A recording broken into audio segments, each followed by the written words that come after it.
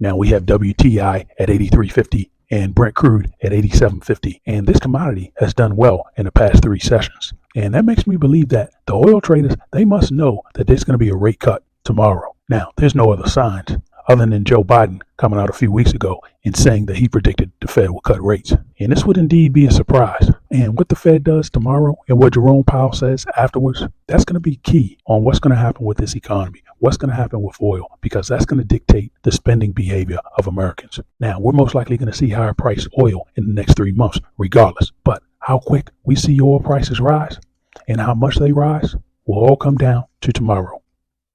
Now, as I've said before, I don't believe the Fed is going to have any other opportunity this year to cut rates, because in June, there's no way that fuel is going to be cheaper than it is now. It's very unlikely that the price of oil is going to be lower than it is now in June. So if the Fed doesn't cut rates tomorrow and Jerome Powell continues to jawbone about cutting rates this year, you're going to see oil continue to move up. Now, it'll probably be a gradual rise, but if there is a surprise rate cut tomorrow, oil is going to moon along with other commodities. You're going to see Brent go over $90 a barrel, and you're going to see WTI probably follow around 87, 88. And that's going to tack on a good 30, 40 cents at the pump. And that's going to mean more financial heartache in the pockets of America.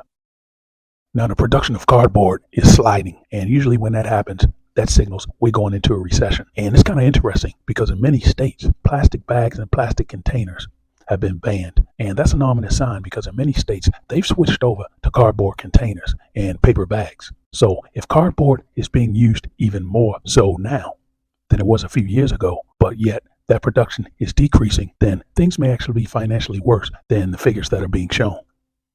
Now, over the past year, we've seen banks closing hundreds of branches and laying off thousands of workers. And I don't think that's going to stop, folks. The game plan for many of these banks are to shrink, to have as small as a physical footprint as you can. Most people nowadays are doing online banking. And many times if you step inside one of these banks, it's almost like a library. It's empty. So in many places, in many cases, those days are gone where you would go in a bank and you would get in line. No, not anymore. Everyone has direct deposit. And if not, you can take a picture of your check and it can be processed that way. So bank branches, they're going the way of the dinosaur.